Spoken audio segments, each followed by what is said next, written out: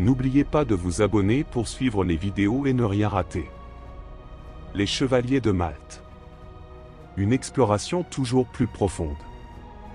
Un voyage dans l'extraordinaire. Bonjour à tous. Aujourd'hui, nous allons pousser encore plus loin l'exploration des Chevaliers de Malte, un ordre qui a traversé des siècles d'histoire tout en laissant une empreinte indélébile sur le monde. Guerriers, diplomates, bâtisseurs, mais aussi porteurs de mystères, leur histoire regorge de détails fascinants. Ce que je vais partager aujourd'hui pourrait bien révéler des aspects méconnus de cet ordre extraordinaire. Alors, préparez-vous pour un voyage hors du commun. La fondation des Chevaliers de Malte. Le rôle des marchands. Les origines des Chevaliers de Malte, à Amalfi, ne sont pas le fruit d'une initiative purement religieuse, mais aussi commerciale. Les marchands italiens jouaient un rôle central dans cette fondation. Un carrefour stratégique.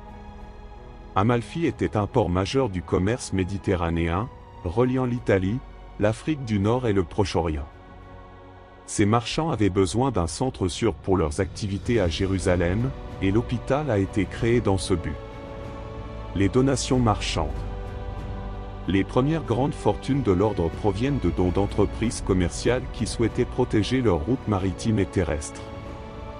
L'alliance avec les pèlerins. En protégeant et soignant les pèlerins, les marchands ont vu un moyen d'asseoir leur influence et de sécuriser leur route.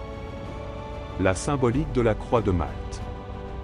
Parlons maintenant de la célèbre Croix de Malte, un symbole devenu universel. Origine du design. La croix à 8 pointes trouve son origine dans les premiers statuts de l'ordre, où chaque pointe représente une vertu chevaleresque. Foi, charité, vérité, justice, persévérance, loyauté, humilité et patience. Un symbole universel. Aujourd'hui, la croix de Malte est utilisée dans des domaines aussi variés que les pompiers, les ordres de secours et même des institutions militaires. Les secrets des couleurs. Le fond rouge et la croix blanche représentent à la fois le sacrifice des chevaliers et leur pureté d'intention. L'ordre et l'espionnage au Moyen Âge. Les chevaliers de Malte étaient non seulement des guerriers, mais aussi des experts en collecte de renseignements. Des réseaux d'informateurs. Grâce à leurs bases réparties dans toute la Méditerranée, ils obtenaient des informations sur les mouvements des flottes ennemies, notamment celles des Ottomans et des pirates barbaresques. Leur rôle dans la bataille de Lépante, 1571. Les renseignements fournis par leurs espions ont aidé la Sainte Ligue à préparer une stratégie décisive contre la flotte ottomane. Des agents dans les ports. Les chevaliers entretenaient des agents secrets dans les ports ennemis pour observer et saboter les efforts de leurs adversaires. L'innovation dans les hôpitaux. Si les chevaliers de Malte étaient célèbres pour leurs hôpitaux, c'était aussi grâce à leurs innovations médicales. Des soins égalitaires. Contrairement aux autres hôpitaux médiévaux, les soins étaient gratuits pour tous, peu importe leur statut social ou leur religion. Le début de la stérilisation. Ils utilisaient des herbes antiseptiques pour nettoyer les plaies, une pratique rare pour l'époque. Les lits individuels. Chaque patient avait son propre lit, une avancée majeure dans la lutte contre les infections. La documentation médicale. Ils enregistraient méticuleusement leurs traitements, ce qui a contribué à transmettre des savoirs médicaux à travers les siècles. Une organisation religieuse unique. Ce qui rend les Chevaliers de Malte uniques, c'est leur structure hybride entre laïcité et religion. Des moines et des guerriers. Chaque chevalier prononçait des vœux religieux, mais passait une grande partie de sa vie à combattre ou à administrer des terres. Les prières obligatoires. Les chevaliers devaient prier plusieurs fois par jour, même sur le champ de bataille ou à bord des navires. Des grades religieux et militaires. L'ordre combinait une hiérarchie religieuse stricte, prieur, grand maître, avec des grades militaires, capitaine, amiral, point. L'art de la guerre maritime. Les chevaliers de Malte étaient parmi les meilleurs stratèges maritimes de leur époque. Les galères ultra équipées. Leurs navires étaient dotés d'armes innovantes comme des canons légers qui pouvaient être rapidement déplacés pour viser l'ennemi. La formation des équipages, ils entraînaient leurs marins non seulement au combat, mais aussi à naviguer dans des conditions extrêmes. Des forteresses flottantes.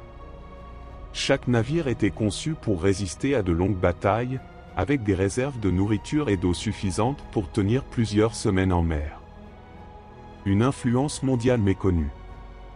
On associe souvent les chevaliers de Malte à l'Europe et la Méditerranée, mais leur influence s'étendait bien au-delà. Le soutien aux explorations. L'ordre a financé certaines expéditions portugaises et espagnoles vers le Nouveau Monde. Des liens avec l'Asie.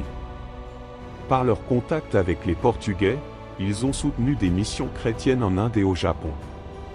Leur rôle en Afrique. Ils ont établi des alliances avec certains royaumes d'Afrique du Nord pour contrer les pirates barbaresques. Les archives mystérieuses. Certaines archives des chevaliers de Malte restent introuvables ou font l'objet de nombreuses spéculations. Les plans de défense oubliés. On dit que des plans détaillés de forteresses ont été perdus après l'expulsion de l'ordre par Napoléon. Des cartes maritimes secrètes. Les chevaliers auraient possédé des cartes précises de routes maritimes vers des régions inexplorées. Le trésor des archives. Certains parlent de manuscrits contenant des codes secrets utilisés pour communiquer entre les bases de l'ordre. Une modernisation toujours en cours. Les chevaliers de Malte continuent de s'adapter au XXIe siècle. Des missions technologiques, ils utilisent aujourd'hui des drones pour surveiller les zones de crise et coordonner l'aide humanitaire. La collaboration interreligieuse. Ils travaillent avec des organisations musulmanes et juives pour apporter de l'aide dans des régions conflictuelles. Leur statut diplomatique. En tant qu'entité souveraine, ils participent activement aux discussions sur les droits humains à l'ONU. Une histoire vivante. Les chevaliers de Malte sont bien plus qu'un vestige du passé. Leur capacité à évoluer tout en restant fidèles à leurs idéaux est fascinante. Guerriers, soignants, diplomates, et aujourd'hui humanitaires, ils continuent de marquer l'histoire. Alors, qu'est-ce qui vous inspire le plus chez eux? Merci d'avoir suivi cette vidéo et à très bientôt pour une nouvelle immersion dans l'histoire.